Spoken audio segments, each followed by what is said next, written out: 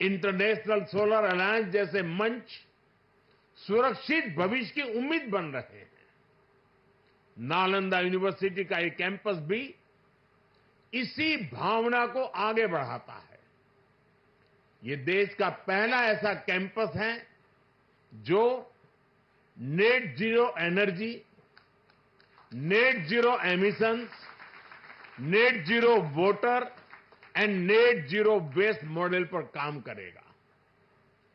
App दीपो भव के मंत्र पर चलते हुए ये कैंपस पूरी मानवता को नया रास्ता दिखाएगा।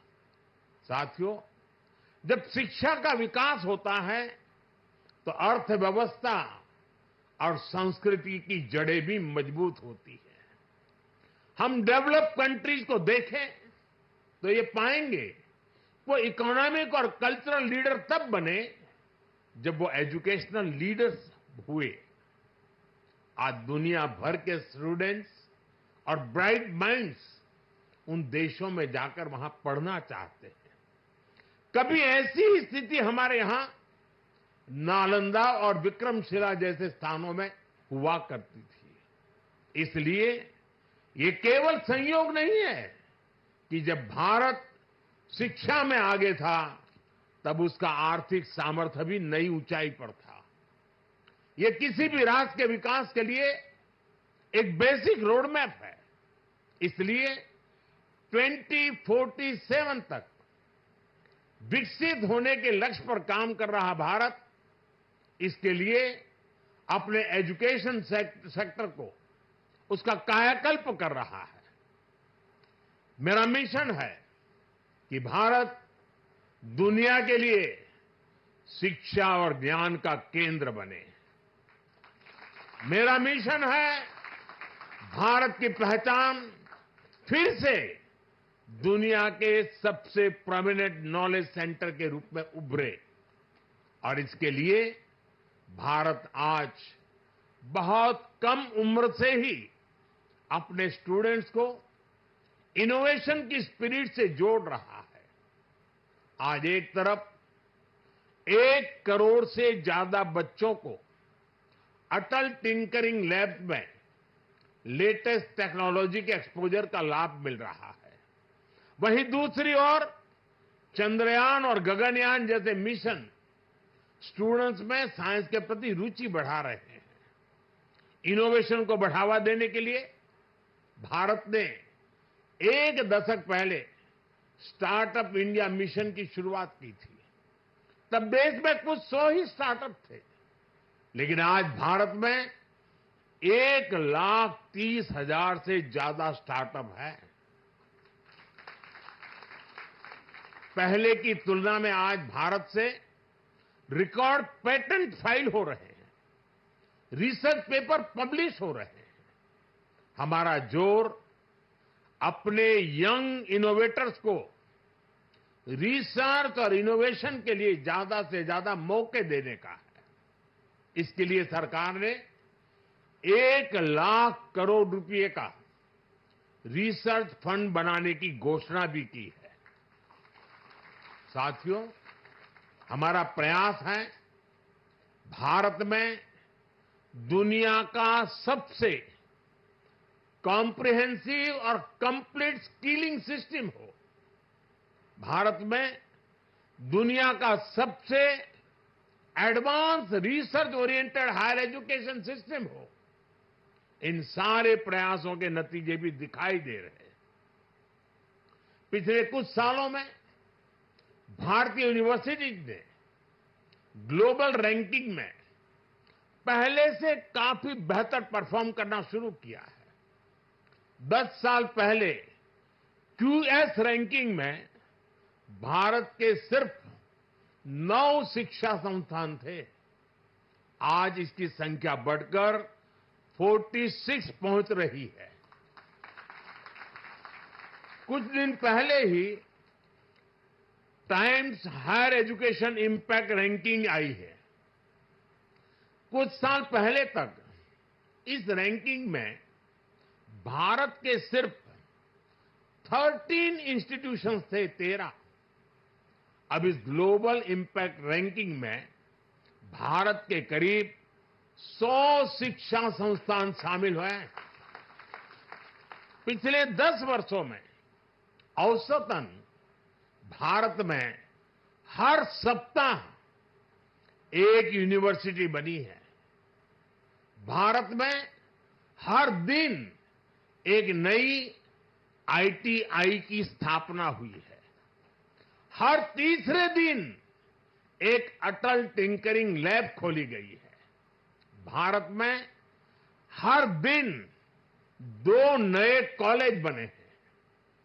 आज देश में 23 आईआईटीज हैं। 10 साल पहले 13 आईआईएम्स थे।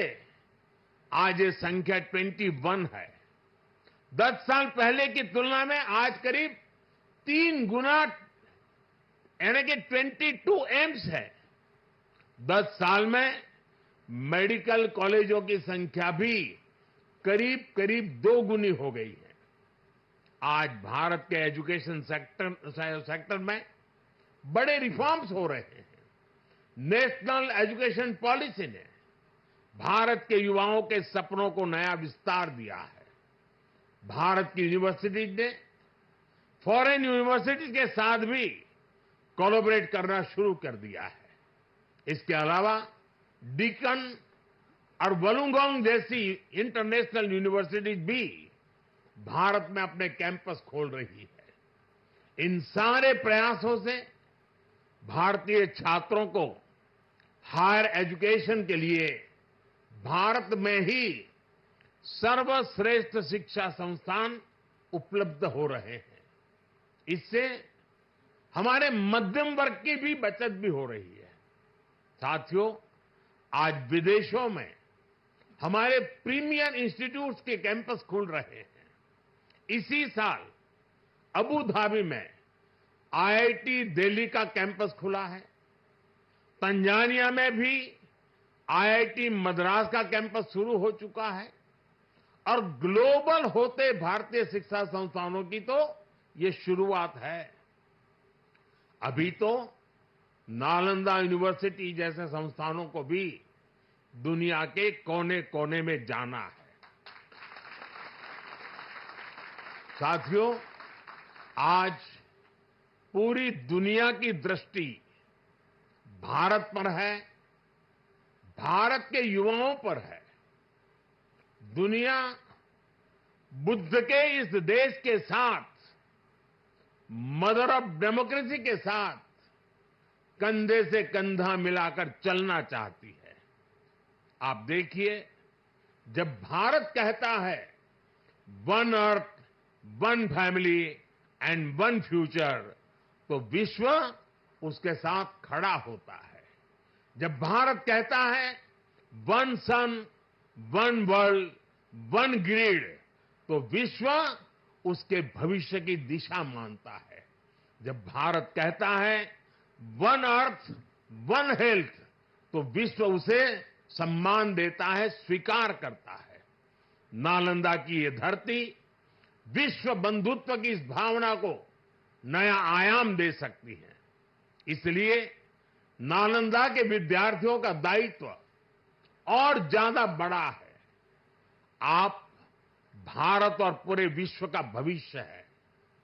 अमृतकाल के 25 साल भारत के युवाओं के लिए बहुत अहम है।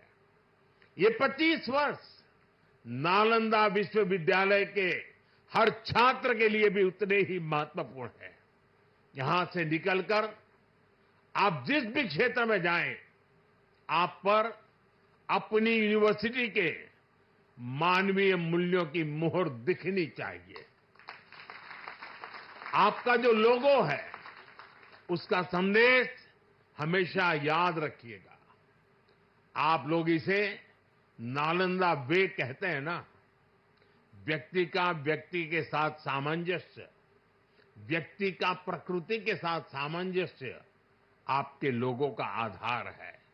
आप अपने शिक्षकों से सीखिए, लेकिन इसके साथ ही एक दूसरे से सीखने की भी कोशिश करिए। Be curious, be courageous and above all be kind. अपनी नॉलेज को समाज में एक सकारात्मक बदलाव के लिए प्रयोग करिए। अपनी नॉलेज से बेहतर भविष्य का निर्माण करिए। नालंदा का गौरव, हमारे भारत का गौरव आपकी सफलता से तय होगा। मुझे विश्वास है आपके ज्ञान से पूरी मानवता को दिशा मिलेगी। मुझे विश्वास है हमारे युवा आने वाले समय में पूरे विश्व को नेतृत्व देंगे। मुझे विश्वास है नालंदा ग्लोबल कॉज का एक महत्वपूर्ण सेंटर बनेगा। इसी कामना के साथ आप सभी का मैं हृदय से बहुत बहुत धन्यवाद करता हूं और नीतीश जी ने सरकार की तरफ से पूरी मदद का जो आह्वान किया है उसका मैं स्वागत करता हूं। भारत सरकार भी इस विचार यात्रा को जितनी ऊर्जा दे सकता है उसमें कभी भी पीछे नहीं रहेगा।